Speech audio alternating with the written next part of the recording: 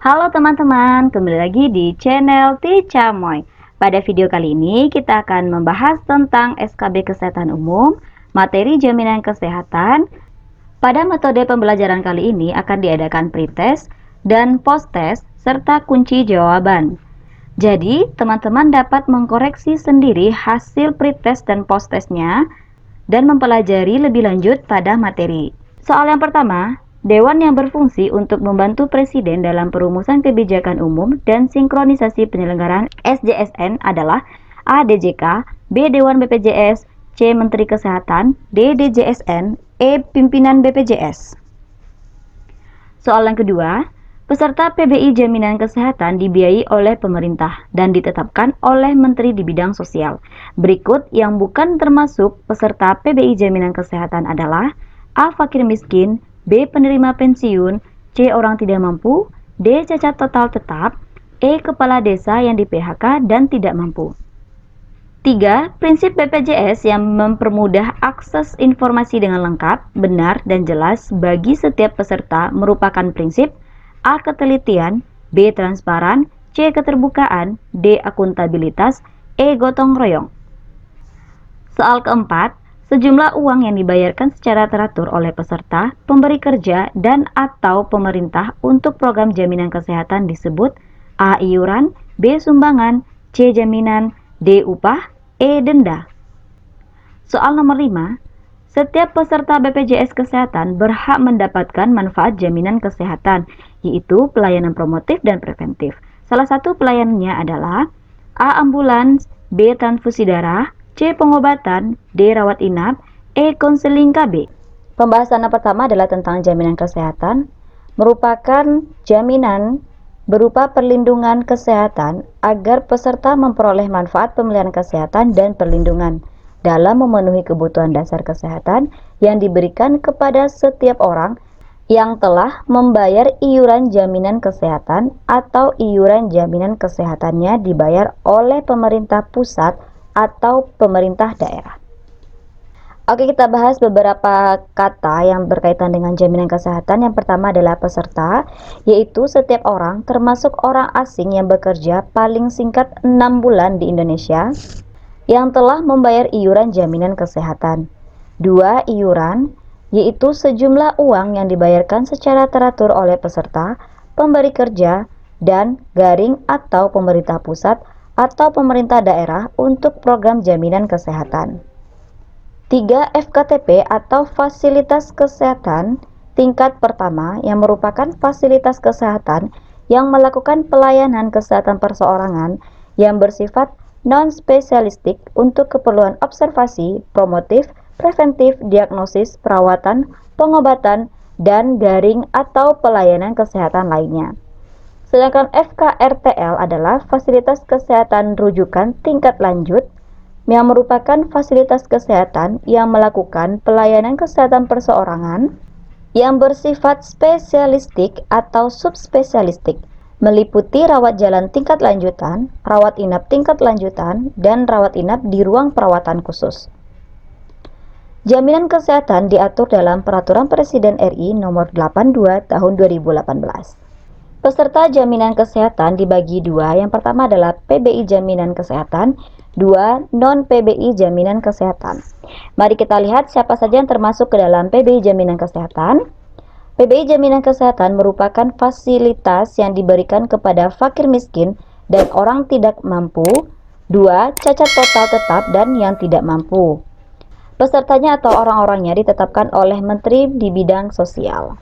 Yang termasuk ke dalam kategori non-PBI Jaminan Kesehatan yang pertama adalah PPU, yaitu pekerja penerima upah dan anggota keluarganya, yang merupakan setiap orang yang bekerja pada pemberi kerja dengan menerima gaji atau upah.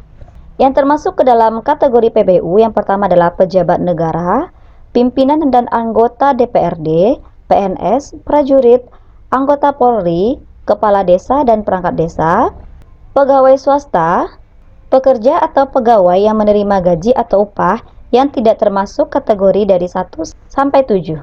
Anggota keluarga yang ditanggung paling banyak adalah 4 orang, diantaranya ada istri atau suami yang sah, anak kandung, anak tiri sah, serta anak angkat sah dengan kriteria atau syarat. Yang pertama, belum menikah atau tidak bekerja, kemudian berusia di bawah 21 tahun dan berusia di bawah 25 tahun jika yang melakukan pendidikan formal. 3. Anak keempat, ayah, ibu, dan mertua. Kategori yang kedua adalah PBPU atau pekerja bukan penerima upah beserta anggota keluarga, yang merupakan setiap orang yang bekerja atau berusaha atas risiko sendiri. Yang pertama, pekerja di luar hubungan kerja atau pekerja mandiri. 2. Pekerja yang tidak termasuk kategori yang pertama, yang bukan penerima gaji atau upah. Kategori yang ketiga adalah BP dan anggota keluarganya, atau bukan pekerja dan tidak termasuk ke dalam golongan PPU, PBPU, serta PBI jaminan kesehatan. Siapa saja? Yang pertama adalah investor, 2 pemberi kerja, 3 penerima pensiunan, 4 veteran, 5 perintis kemerdekaan, 6 janda, duda atau anak yatim dan atau piatu dari veteran atau perintis kemerdekaan. 7. Yang tidak termasuk BP yang mampu membayar iuran. Kriteria dari penerima pensiunan yang pertama adalah pejabat yang berhenti dengan hak pensiun, 2. PNS yang berhenti dengan hak pensiun, 3. Prajurit dan anggota Polri yang berhenti dengan hak pensiun, 4. Janda, duda atau anak yatim dan atau piatu dari penerima pensiun, 6. Penerima pensiun lainnya yang menerima hak pensiun baik janda, duda, atau anak yatim dan atau piatu yang menerima hak pensiun.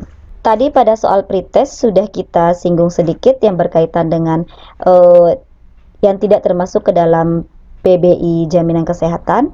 Pada poinnya disinggung sedikit tentang pegawai yang di PHK. Kita lihat di sini. Jadi kriteria dari peserta PPU yang di PHK memperoleh hak jaminan kesehatan selama 6 bulan tanpa bayar iuran.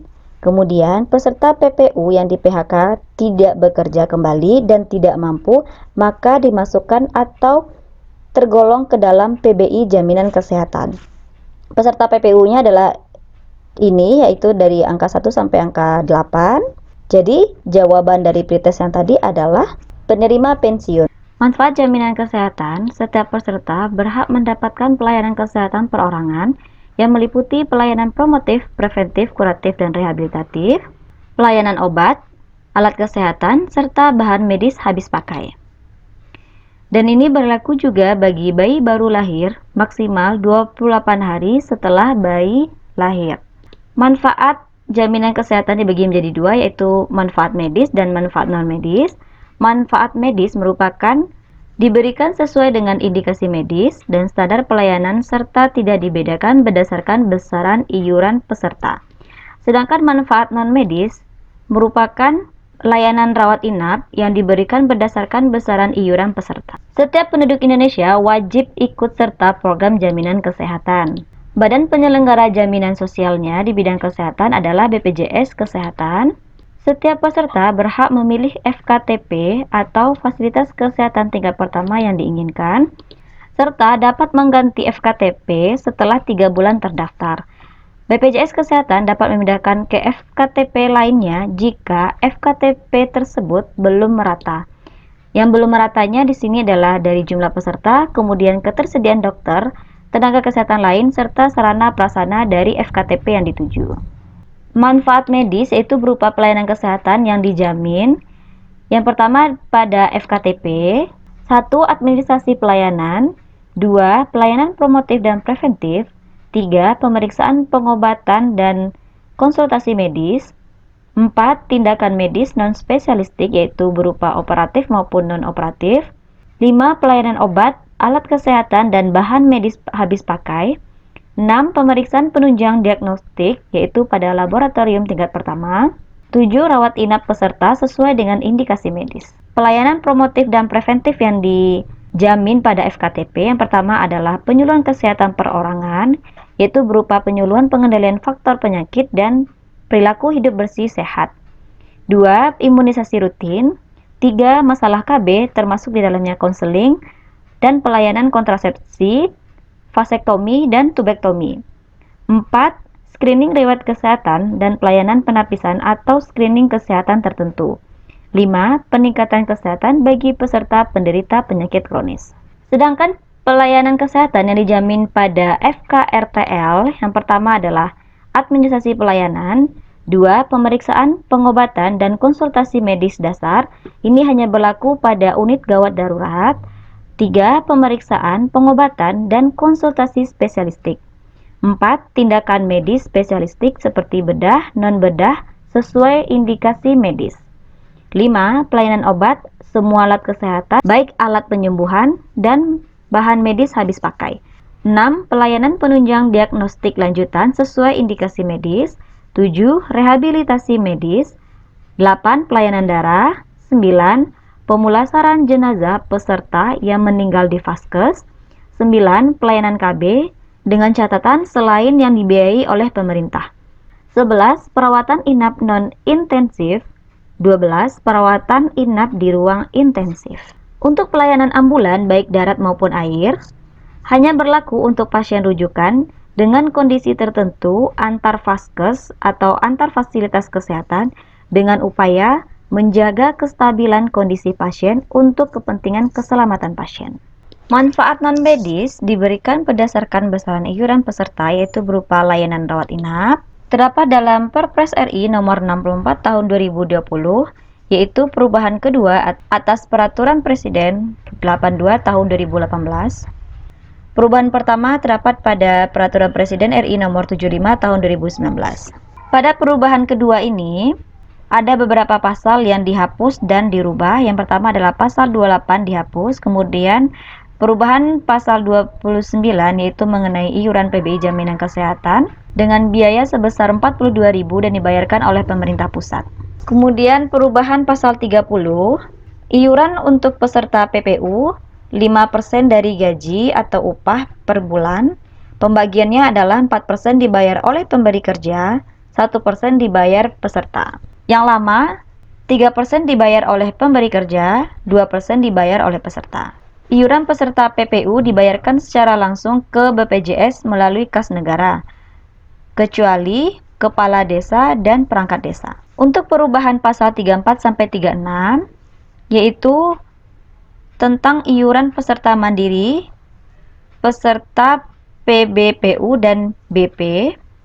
Berikut adalah besaran iurannya pada bulan Januari sampai Maret 2020 mengalami kenaikan, yaitu pada kelas 1 sebesar 160, kelas 2 110 dan kelas 3 42. Ini nanti teman-teman bisa baca sendiri. Dan yang terakhir adalah mulai Januari 2021 kelas 1 150, kelas 2 100 dan kelas 3 35. Untuk penjelasannya, keterangannya yang ini adalah terkait dengan subsidi 16.500 dari 42.000. Kemudian peraturan yang mulai Januari 2021 kelas 3 sebesar 35.000 dengan subsidi 7.000 dari 42.000. Untuk iuran bayi baru lahir maksimal 28 hari sejak dilahirkan. Kita lihat manfaat non-medis yang terkait dengan layanan rawat inap. Yang pertama adalah ruang perawatan kelas 3 diperuntukkan bagi peserta PBI Jaminan Kesehatan dan penduduk yang didaftarkan pemerintah. 2. Peserta PBPU dan BP yang membayar iuran sesuai dengan kelas 3. 3. Peserta PPU yang mengalami PHK.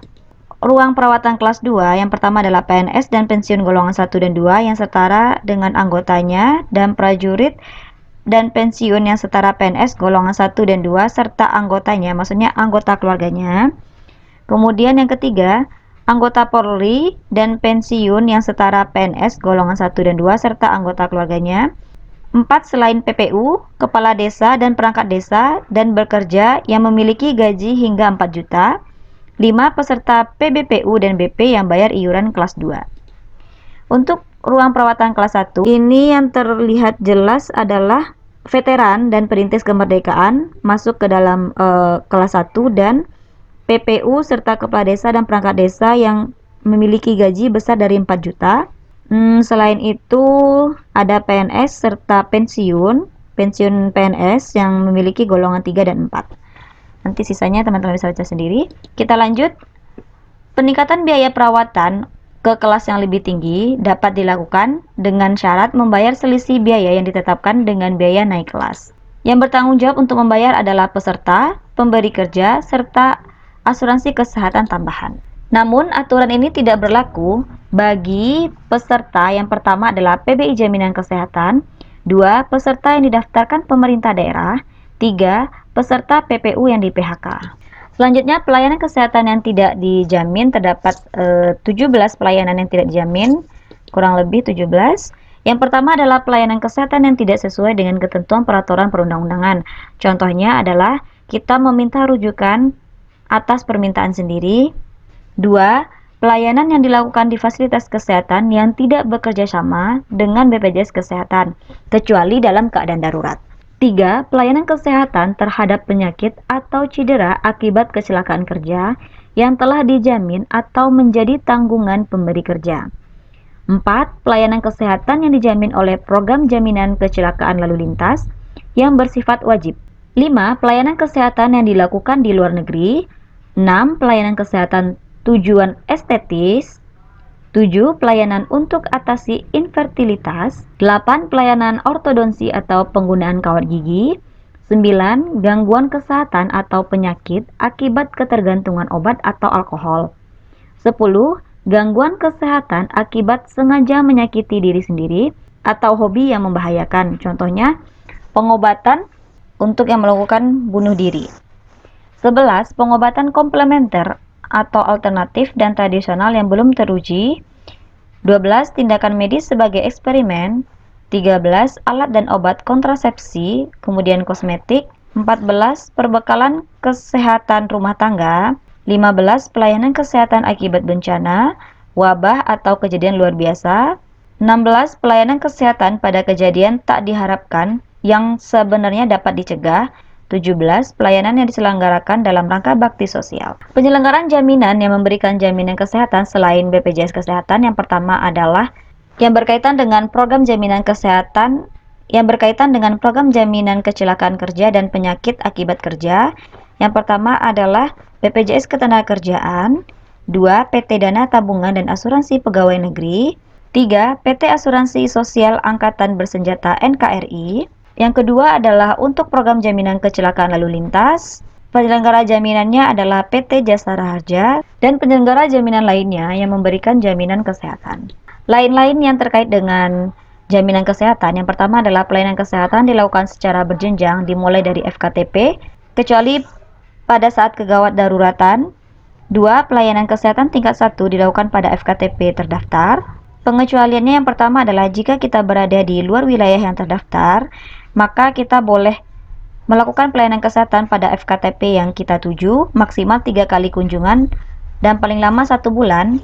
Maksudnya adalah kunjungan pertama ke kunjungan berikutnya berjarak 1 bulan di FKTP yang sama. Yang kedua, kegawat daruratan medis. FKTP merujuk ke FKRTL sesuai dengan kasus dan kompetensi fasilitas kesehatan serta sistem rujukan. Paling lama adalah selama 3 bulan. Setelah FKTP melakukan rujukan ke FKRTL, maka FKRTL wajib melakukan rujuk balik ke FKTP yang melakukan rujukan.